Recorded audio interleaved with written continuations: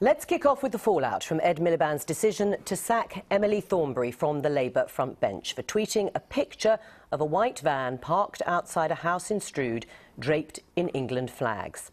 Over the weekend, Mr Miliband came under fire from some Labour MPs for overreacting.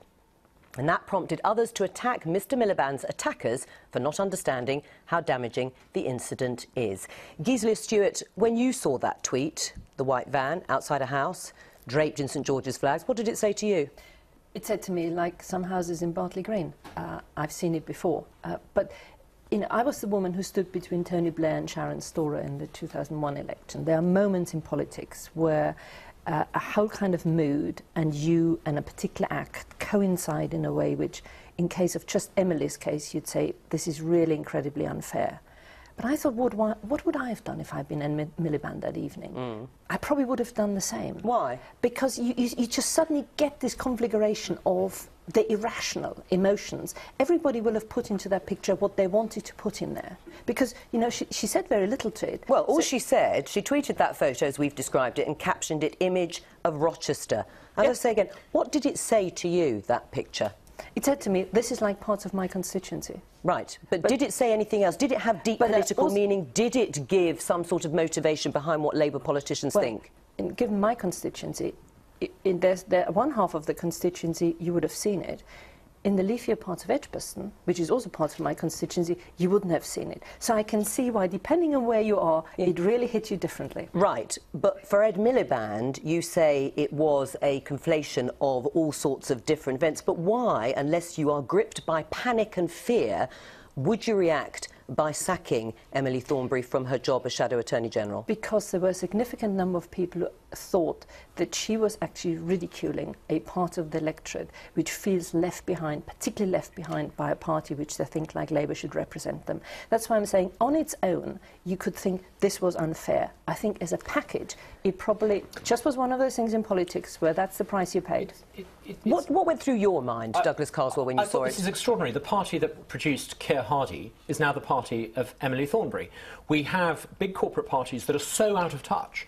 They produce people who become MPs and front benchers without ever knowing what swing voters in marginal seats look like. And when they're sent down to Rochester and Strood to try to win support, they come, like Matthew Parris did in Clacton, up against real people, and they're shocked. And this is how out of touch our big corporate parties Is that what the tweet said? To me, it did, absolutely. It was this sense But that's because you're an opposing politician. It's because I looked at that tweet and I thought someone was showing absolute contempt for ordinary folk in Strood. It's an extraordinary out-of-touch political system that allows Emily Thornberry to even become an MP, let alone a front bencher, and to think like that. Look, there are real people in Islington as there are real people in Rochester. You could argue that, you know, tweeting is something we probably should leave to other people and not the politicians. No, this is about judgment, isn't it? I tweet all the time without showing contempt for the views of voters. There are as real here as there everywhere else, you know?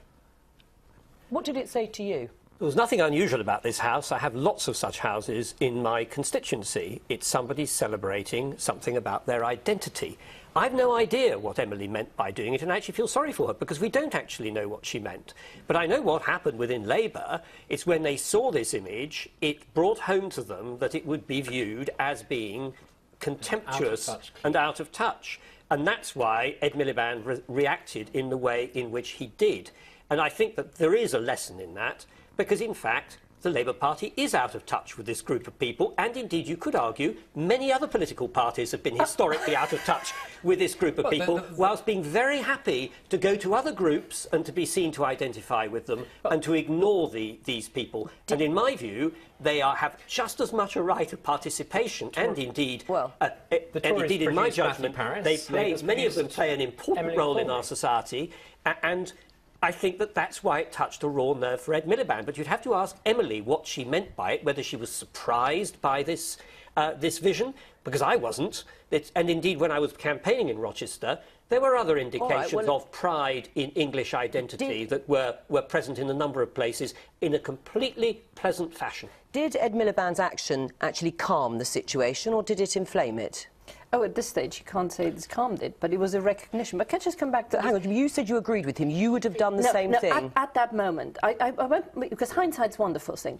I went back and I thought, at that moment, if I'd been in his position, what would I have done? And I would have reacted the same way. At the height of the banking crisis, we discovered banks are not very good at banking. Maybe what we're discovering is that the professional political elite in Westminster are just pretty useless. Of which you were part, Douglas Carswell. Of course, you were a Conservative politician. You resigned, and now UKIP. I got a direct mandate from the people. I think that's the first time it's happened in my lifetime.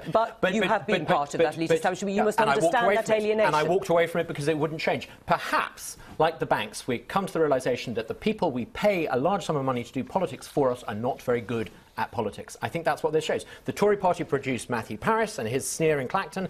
Emily Thornberry has produced this embarrassment in Rochester. It's part of the same problem. Come on.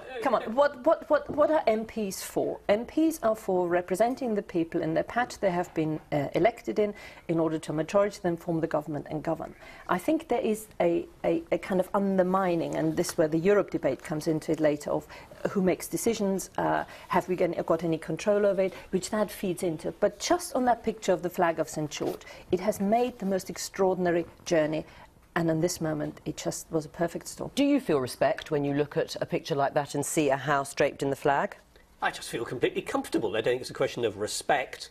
It is part of the diversity of our society. There are lots of different people in this country who seek the common good and who have different ways of identifying their Britishness and their Englishness. The presence of flags outside a house in that way tells me very little about the person who's living within it. It tells me that they are identifying in a particular way, which, as a politician, I ought to be trying to harness for the common good and have a dialogue with the person, just in the same way as if it's a Sikh living in my constituency who's proclaiming his Sikhism, I'd want to get him involved in the local community. Can I just ask briefly, have you spoken to Emily Thornberry? No, I haven't. Will you be? Yeah, I mean... What, to offer your sympathy, or...?